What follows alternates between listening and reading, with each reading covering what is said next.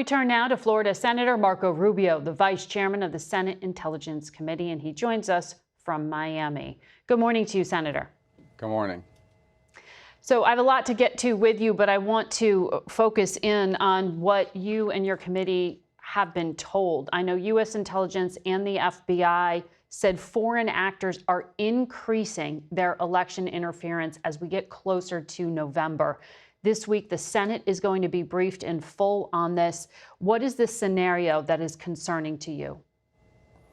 Well, I think it's going to become a fact of life in the 21st century. It's just very easy now for anyone to do it. You don't have to be a big nation state. So they're kind of all different. The Russians are looking at what are the pre-existing fractures in our country, and then they try to sow division, getting us to fight with one another. That's primarily what we've seen them focused on, sowing messages out there, including with inauthentic things that they create. You use AI, you make a fake video, whatever, you put it out there just to get Americans to fight against each other. In the case of Iran has, it seems to be more specifically focused on Donald Trump. I mean, it's been now publicly documented they're trying to kill him. And so if Iran's trying to kill Donald Trump, they most certainly don't want him to win the election. And so that's what their efforts have been, including attempted hack and leak operations and things of this nature. The Chinese are really kind of new into this business, or growing into this business of it, and they seem increasingly, in some, at least in past cases that we've seen publicly disclosed, going after specific candidates that they view as being anti-China. I don't think they want Donald Trump to win, but I do think you've seen them focus on things like congressional races in the past. Mm-hmm. And I also think they're laying the groundwork for more expansive operations in the future on influencing American public opinion on things like Taiwan and what's happening in the South China Sea and things of that nature. So there are multiple actors out there that are in this space now, and I think you'll see more in the years to come, because you don't really need, to build anything really expensive. You just need access to the World Wide Web, and we're an open country, an open society with open means of communication. And the best way to deal with all this is for awareness. People to understand everything you see on the internet isn't true. Right, exactly. That's why we want to talk about it. Microsoft's president testified before your committee, and as he put it, the most perilous time is the 48 hours right before the election. He described this as a race between not just Trump and Harris, but Iran versus Trump and Russia versus Harris. Do you think the United States has gotten smarter in how it responds? And have we learned from what happened in 2016?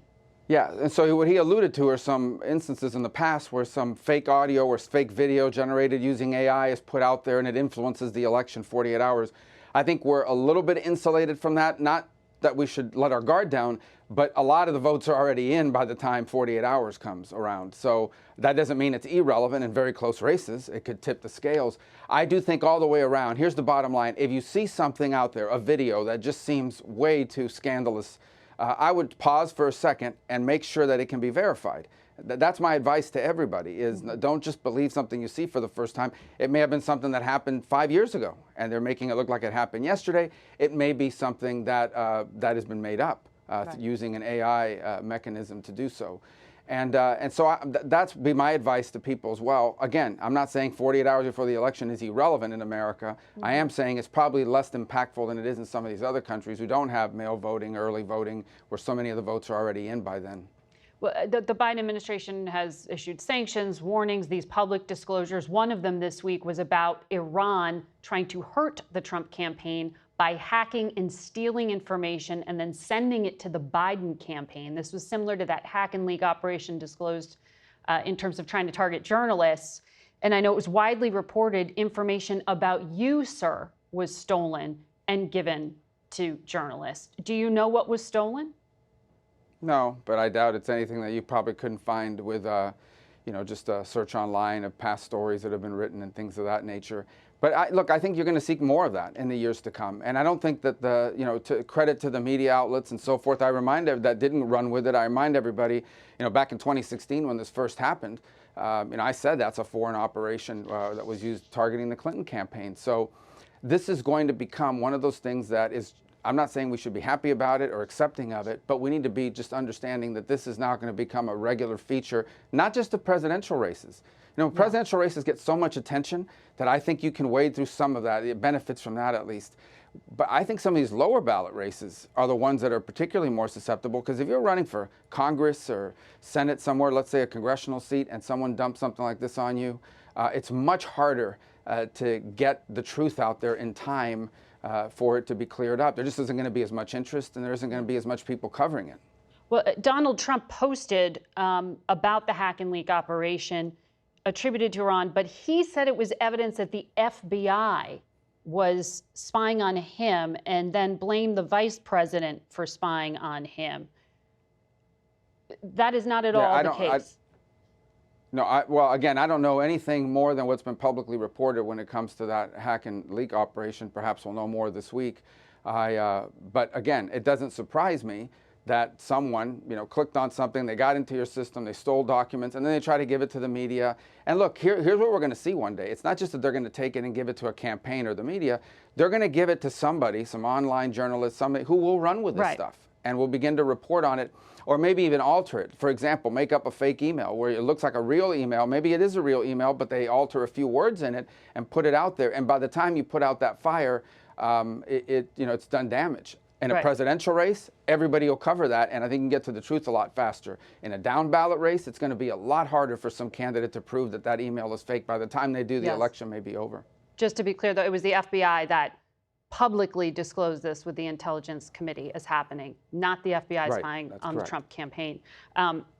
There are, when we want to talk about threats to Mr. Trump, it was just last Sunday, there was the second near miss. There are FBI investigations underway into what happened here.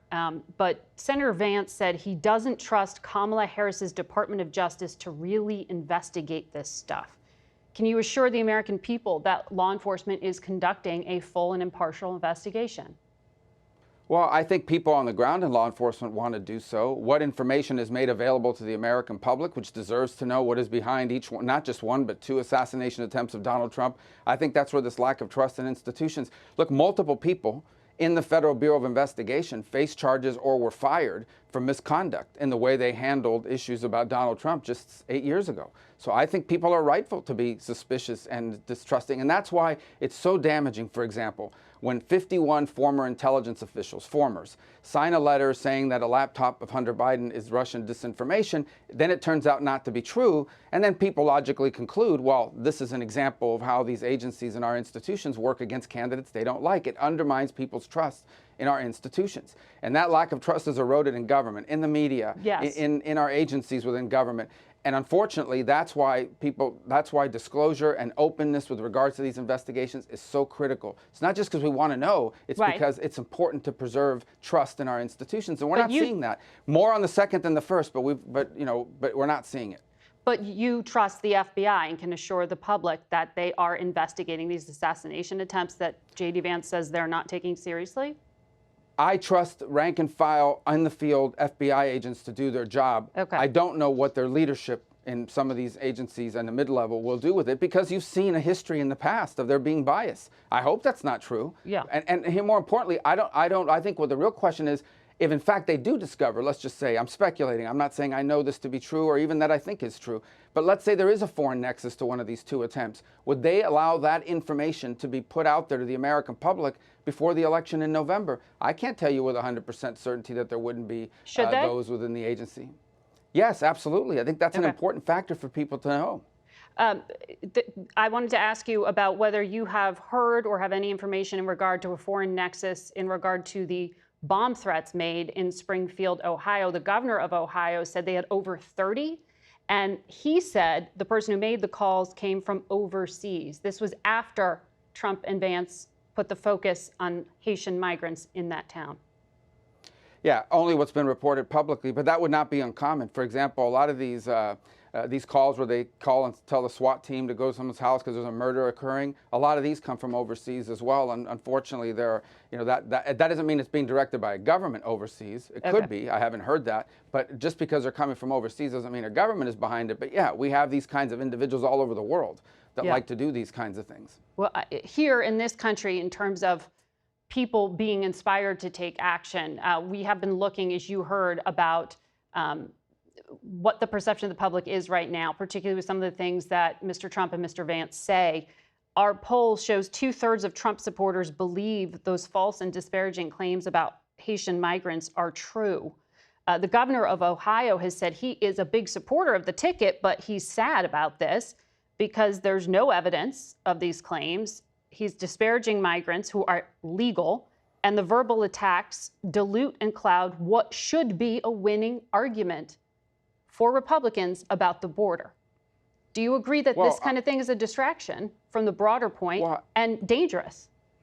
Well, it shouldn't be a distraction, because at a minimum, it shouldn't keep us from, for example, saying, okay, well, maybe I don't believe the dogs and the cats thing, but there are literally people moving in by the thousands in the case of Springfield, Charleroi in Pennsylvania.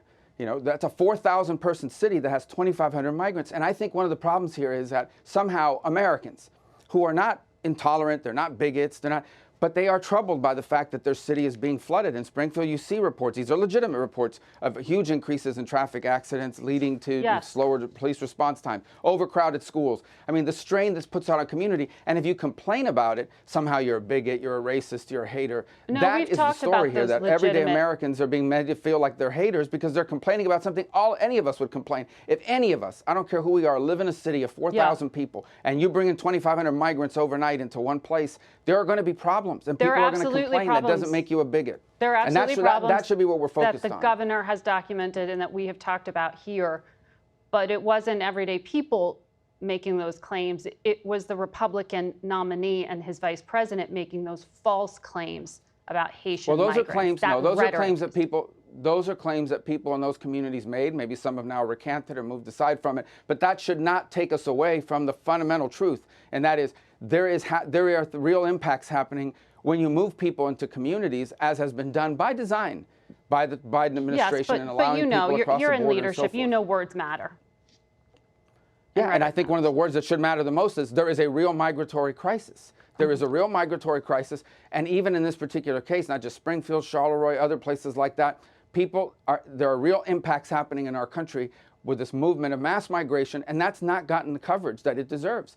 And you say you've covered it, but it hasn't gotten the coverage. The cats and dogs thing has gotten way more coverage than the real world impacts that this is having. And I think that's what needs to change in the way this issue is covered. We will talk about that more on this program. Sir, we've got to leave it there for today. Senator Marco Rubio, thank you for joining us. We'll be back in a moment. Thank you.